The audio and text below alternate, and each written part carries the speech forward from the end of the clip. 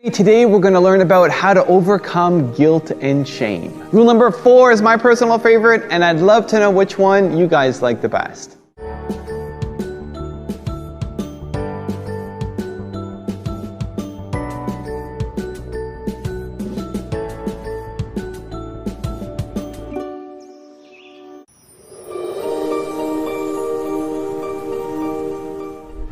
But living guilty doesn't do anything productive. It doesn't help you to do better. It causes you to struggle more. Guilt drains you emotionally. Physically, it will wear you out. When we're guilty, we don't pursue dreams. We don't believe to overcome challenges. We get stuck. This is why the enemy works overtime in this area. He knows guilt will keep you from your destiny. There's nothing he would love any more than for you to go through life against yourself, focused on your failures, feeling unworthy. Shame is far more likely to cause destructive behaviors than it is to cure it. What we know is that shame is highly correlated with addiction, violence, aggression, bullying. It's not helpful to be ashamed for this reason. And I think this is really a core thing that we need to get our heads and hearts around as a culture. Shame corrodes the part of us that believes we can change. So to shame someone into changing is like saying to them, you are horrible and worthless and you're not capable of change. Get better. The best way to deal with shame for people is to find what you're most proud of. You're never going to deal with shame. You have to overwhelm it with the good. It's kind of like if every day of your life you look around and you let it happen, news comes in, and it's almost always these days something to scare you. If it bleeds, it leads, they say in the newspaper business, right? Right. So something to jar you. If you're going to have your life, you have to what I call stack the good. You have to flood yourself with the good. You have to say, what am I proud of in my life? What am I grateful for? And you've got to literally think of 3 or 4 or 5 things, people, experiences. It could be something little you're proud of when you're a kid, something today. But if you do what I call an emotional flood, where you flood yourself with all the beautiful, proud things you're grateful for in your life, you'll find that'll overwhelm that feeling of shame, and the shame feeling will disappear. But it won't disappear by analyzing it. Right. Then you just get more in your head. I like this idea of flooding it in. Flood it. So a lot of people confuse guilt with shame. You say they're cousins. I say they're cousins, kissing cousins. Shame says there's something wrong with who I am. It's intrinsic. I can't do anything about it. Guilt says there's something wrong with what I've done. Or am doing. Yeah, so I feel guilty about it. Even people now feel guilty about what they think, what they say. Both of them, well, shame is a little deeper. Guilt, however, is a wasted emotion. Yeah, that's what I say. It's a wasted emotion because the minute you find that there's something wrong or out of alignment, you're out of order in what you're thinking or doing, do something else. When we know we cause hurt, harm, danger to someone, that will lead us guilt. We look at what we did and how it hurt somebody.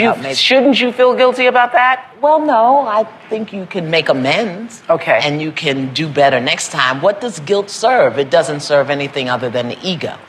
Okay. Which is to take you out of the acknowledgement that you cause hurt, harm, or danger. Acknowledgement that you cause that to somebody is not the same thing as feeling guilty about it. No. Yeah. Acknowledge it. Ask for forgiveness of yourself first and then of other people if you can. And if you can do something to make amends, then that will release you from the karmic tie to that action. I have interviewed over 600 men and women now across the country about shame. And across the interviews, men and women with high levels of resilience to shame share 4 things in common. The first is they physically recognize when they're in shame and they know what triggered it. So let's say something happens at work, I make a mistake or something happens, and that warm wash comes over me. You know, that feeling, we all know it. If I can physically say, oh my God, no, this is shame, I'm in shame, it's very helpful because we are not fit for human consumption when we're in shame. Okay. We need to pull away and get regrounded, take some deep breaths, and figure out how to respond. One of the things that makes shame worse is normally when we're in it, we act out. For example, the mother that I interviewed, she fills her car up, she goes into the gas station. She goes to pay. Her credit card's declined. The man shames her in front of the other patrons, makes her leave her wedding band and her wallet and leave with just an ATM card. So she's filled with shame. She gets in the car, she slams the door. When she slams the door, it wakes up her 3-year-old toddler who's in the back seat, who starts screaming. What happens next? She starts screaming back, shut up, shut up. Right. So now she's in the shame of having this credit card declined, being belittled in front of people, and now having to deal with the struggle of I'm a horrible mom and why am I taking this out of my child? So men and women with high levels of resilience recognize physically when they're in shame and what triggered it. Okay. Then they practice critical awareness. How realistic are the expectations and messages that we put on ourselves or that others put on us that tell us who we're supposed to be? The third thing is men and women with high levels of resilience reach out. We've got to share our story. So they talk about it. They talk about it. We breathe through it, we recognize we're in it, and then we call and say, hey, Patricia, it's me. You're not going to believe what happened. Can you listen? It's hard. And then we speak shame. I try to explain to people the importance of using the word shame. And this is not just lay people. This is mental health professionals. Right. We've got to use the word. It's different. If I were to call you and say, oh, Patricia, it's Brene, I'm so embarrassed. That would mean one thing, right? But if I were to call you and say, Patricia, it's Brene, and I'm really struggling with some shame, that's different. Yeah, it's a different conversation. Right. Shame cannot hold on when we name it. Right. So it's not just, an academic pet peeve. I want everybody to get the semantics correct. Men and women with high levels of shame resilience use the word and talk about the emotion. Someone wrote in saying that they wake up in the middle of the night saying, I shouldn't have done that. They feel guilty about eating that whole chocolate cake. They feel really bad about certain career choices, about certain clothes choices, food choices. What are those kind of choices, right? And they are now turning on themselves. They say it's easy to forgive other people, but when it comes to themselves, they have a really hard time. What should they do? What's helped me along my journey is if I could turn back the hands of time, right? If I could turn back the hands of time, ask yourself, would I change my past? I'll give you 5 seconds to answer. Okay, that's great. So you said yes. You said yes. You would change your past. Okay, let me ask you this. If I could take away all the lessons learned from your past, would you allow me to? 5 seconds. Okay, great. You said no. So you want the lessons, but you don't want the experiences. Oh boy, can I get a hello there? Okay, this is what's helped me to realize there are lessons learned, right? Everything happens for a reason. The next person that tells me that, what happens? When people say that, sometimes it feels really cringeworthy, right? Really cringeworthy, right? Do you know what happened to me in my past? Everything happens for a reason. Can I get a hello there? No. It really doesn't have to. It really doesn't have to be like that, right? That's what we tell ourselves. When I realized lessons learned was about not judging our past, right? When you don't judge your past,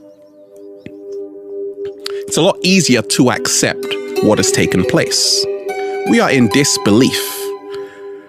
I can't believe it happened. I can't believe I got a scratch on that new car on the first day, in the first hour, when I was listening to Let's Party. Can I get a hello there? Not my favorite song, for goodness sakes. It could have been the other crap one.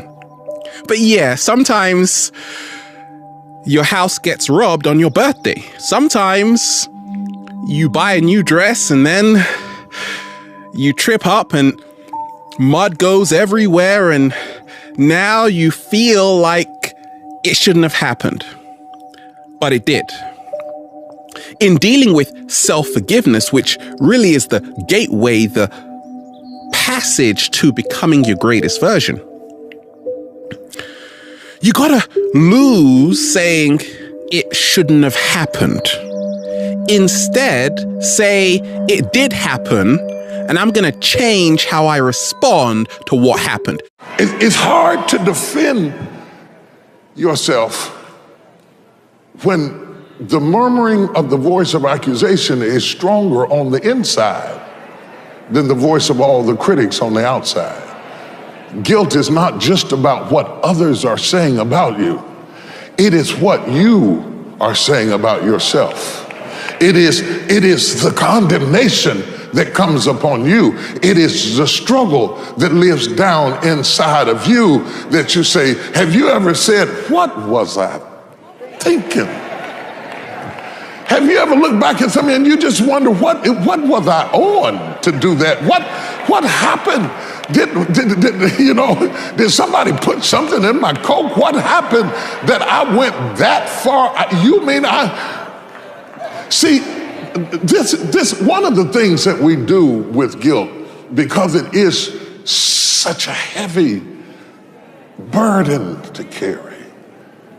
It's a heavy burden because it can only exist in places where you care. It can only exist in places where you care. So it becomes a heavy burden to carry.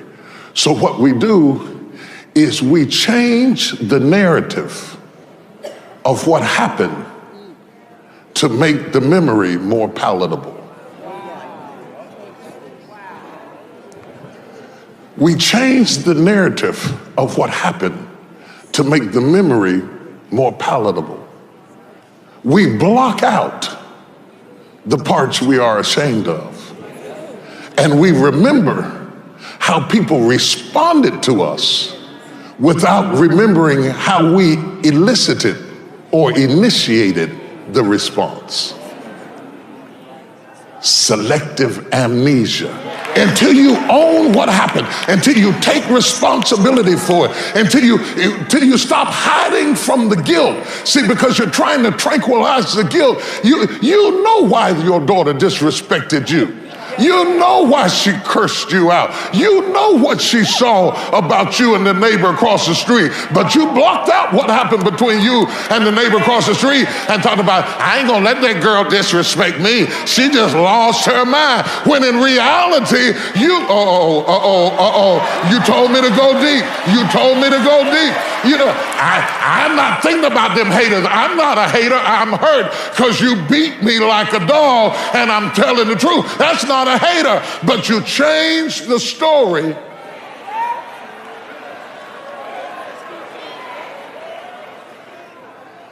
because the weight of the matter might mean you admitting my son is acting crazy because I wasn't a good father and I really wasn't there for him and he saw things out of me that I wish I hadn't have done, but at that stage in my life I did it. You have to stop telling yourself, I don't know why that boy acting crazy. You do. You do know why he's acting crazy. And you're the only one who can fix it because you do know what's wrong with him. And you can't get healed, brother, as long as you tell yourself, well, somebody got in the way. Well, it's not my fault. He could have done. You know what the problem is. But the weight.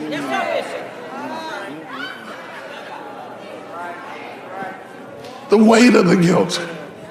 You know that you cannot heal it if you won't own it. Are you angry about something you could fix? Guilt that leads to a change of behavior is a powerful thing.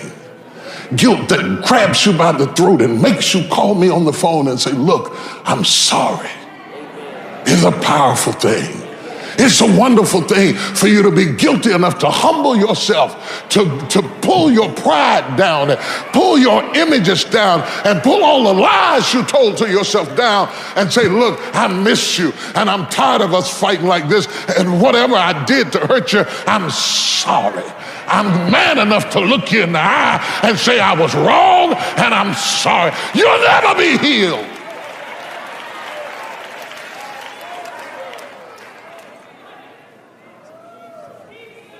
Till you can fix it.